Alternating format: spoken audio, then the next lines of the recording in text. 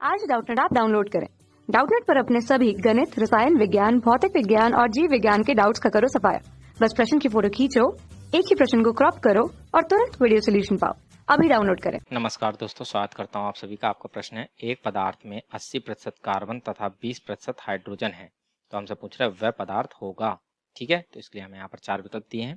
पहला विकल्प कह रहा है C6H6, दूसरा विकल्प कह रहा है C2H5OH, तीसरा विकल्प कह रहा है C2H6 तथा चौथा विकल्प कह रहा है CHCl3। ठीक है ना, तो आइए हम अपने प्रश्न के उत्तर को समझते हैं और जो है सही विकल्प का चुनाव करते हैं। ठीक है ना, तो यहाँ पर जैसे कि हमें दिया कि एक पदार्थ में कार्बन जो है वह 80% दिया है। ठीक है, कार्बन कितना है हमारा 80% और 20% जो है वह हमारा हाइड्रोजन है। ठीक है, 20% क्या है हमारा हाइड्रोजन है। तो अब इसमें जो है हम क्या करते हैं कि इसकी सहायता से जो है हम पहले जो ये पदार्थ है उसका जो है हम मूलानुपाती सूत्र निकाल लेते हैं।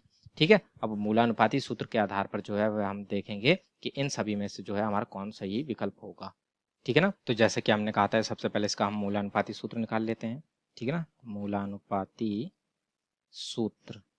ठीक है ना, तो इस मूलानुपाती सूत्र के लिए जो है हम यहाँ पर एक सारणी बना लेते हैं जिसकी सहायता से जो है हम ये जो है गणना करेंगे मूलानुपाती सूत्र की। तो आइए इसकी गणना कर लेते हैं। तो जैसे कि हमने यहाँ पर एक सारणी बना ली है, तो इसमें जो है हमारे 5 कॉलम होंगे जिनमें जो है सभी के हमारे पहला जो कॉलम है वो उसमें है तत्व के नाम। तो तत्व जो है हमारे कार्बन और हाइड्रोजन है।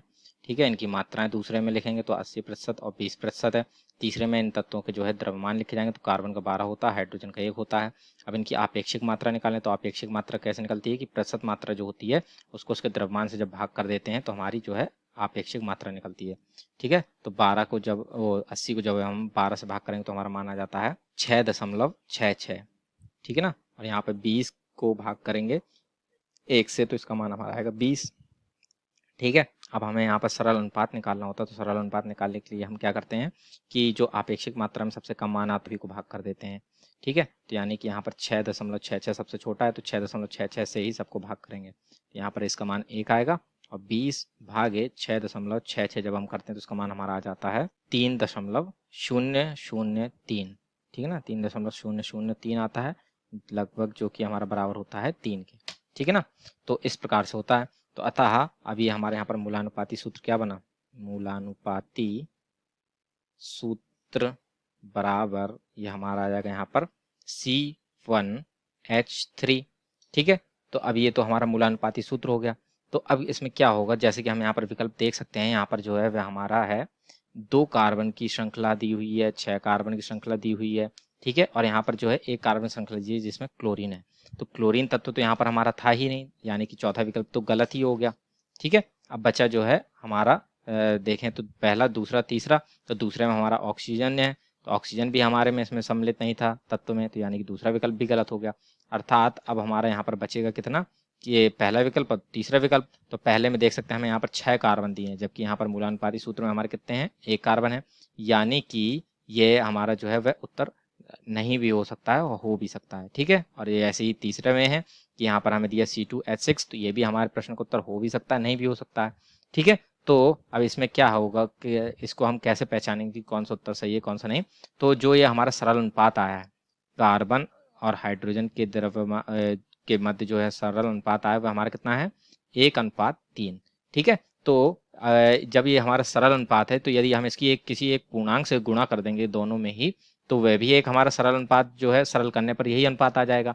अर्थात यदि हम ये करें कि इन दोनों में जो है वह हम 2 से गुणा करके देखें तो हमारा क्या अनुपात आता है। ठीक है ना, तो 2 से गुणा करने पर, ठीक है ना, 2 से गुणा करने पर, ठीक है, तो अब देखते हैं हमारा क्या अनुपात आएगा इसके मध्य। ये हमारा आ जाएगा 2 से करेंगे तो ये कार्बन हाइड्रोजन के मध्य जो अनुपात आएगा वो हमारा आएगा 2:6 हो जाएगा।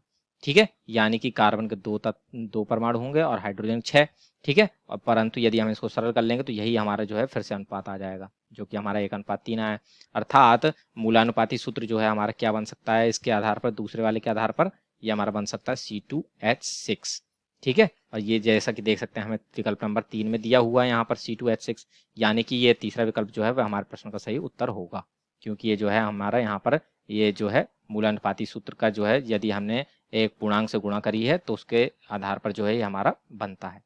ठीक है ना, तो तीसरा विकल्प सही है। अब चौथे, जैसे कि पहले विकल्प की बात करें तो उसमें हमें दिया C6H6, यानी कि कार्बन 6 है, यानी 6 गुना यदि हम कर दें यहाँ पर, ठीक है ना, 6 से गुणा करें, ठीक है, 6 से गुणा करने पर, ठीक है ना, तो हम क्या देखेंगे कि अनुपात में क्या परिवर्तन आ जाएगा हमारा, कि कार्बन और हाइड्रोजन के मध्य जो अनुपात होगा वो हमारा होगा 6:18, ठीक है, यानी कि कार्बन के 3 हो गए और हाइड्रोजन कितने होने चाहिए थे, 18 होने चाहिए, तब हमारा ये सूत्र सही होता, ठीक है, यानी कि जो विकल्प नंबर 1 है वह भी गलत हो गया, ठीक है, तो अर्थात इससे ये स्पष्ट हो गया कि जो विकल्प नंबर 3 है वही हमारे प्रश्न का सही उत्तर होगा, ठीक है, यानी कि एक पदार्थ जिसमें हमारा 80% कार्बन है और 20% हाइड्रोजन है, वह पदार्थ कौन सा होगा, वह हमारा होगा C2H6, जिसे हम बोलते हैं एथेन, ठीक है ना।